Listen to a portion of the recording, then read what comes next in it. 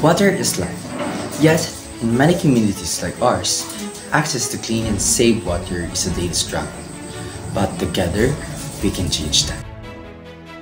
Sustainable Development Goal 6, Clean Water and Sanitation, is about ensuring everyone has access to clean and safe water by 2030. But here in Gabaldon, we know it takes more than just a goal on paper. It takes action. As a part of our community, let's ask the former president of the Gabaldon Water System Association on what steps do they do to ensure the safety of our water.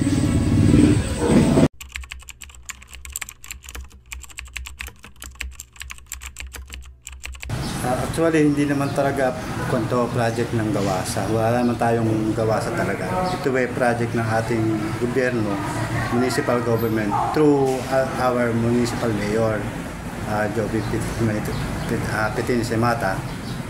Saka kasama niya yung mga kasangguni niya, vice mayor, saka yung mga kasangguni ang bayan natin. Nagkaroon tayo ng project ngayong taon na to, may mga project tayong natapos sa Barangay Somil, sa Barangay Bantog, Barangay Calabasa, saka Barangay Makasandal. Tapos meron tayong ongoing sa Barangay Kamatsili, saka Barangay Pagting.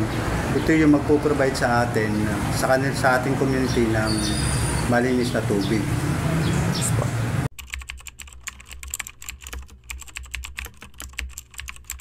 Ngayon kasi dito sa atin sa Gabaldon, hindi pa natin masasabing contaminated yung tubig natin kasi hindi pa naman siya polluted yung ating kapaligiran.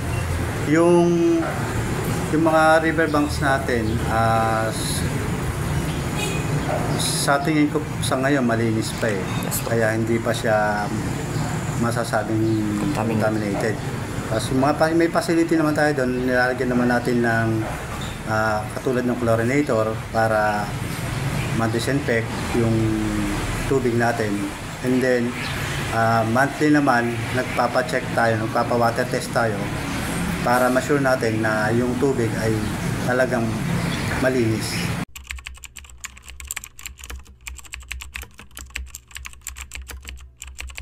Sa tingin ko, yung isang may tutulong ng ating komunidad, mga mamamayan ng Gabaldon, panatilihin lang natin malinis yung ating mga riverbanks.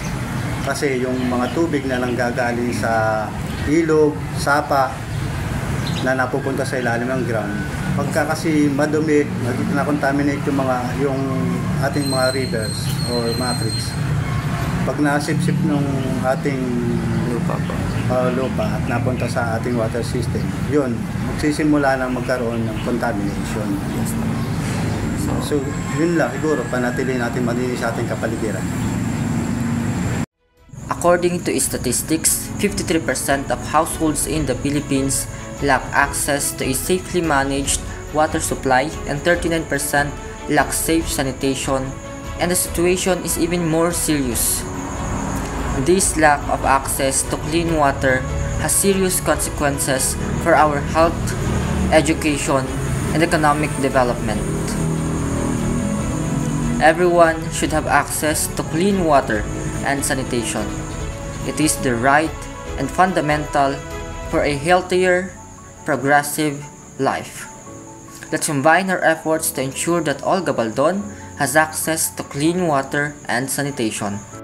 Through the dedicated effort of our local government, access to clean water in Gabaldon has become more accessible, and we are fortunate that water contamination has not yet affected our community.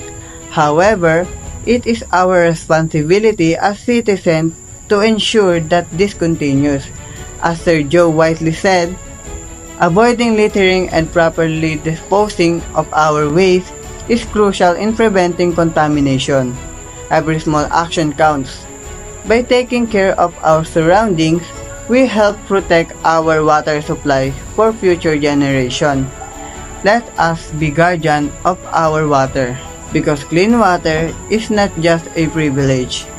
It's a responsibility we must all share.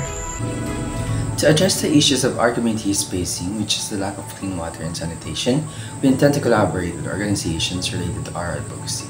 And we should focus on engaging with our co-residents to empower and spread the messages that this campaign is yearning for. We will track the progress of our campaign by observing the progress in our community and by reaching for your feedbacks. Your feedback and suggestions are valuable to achieve our goals. For more information and suggestions, you can contact us through our respective emails and social media accounts that are flashing the screen.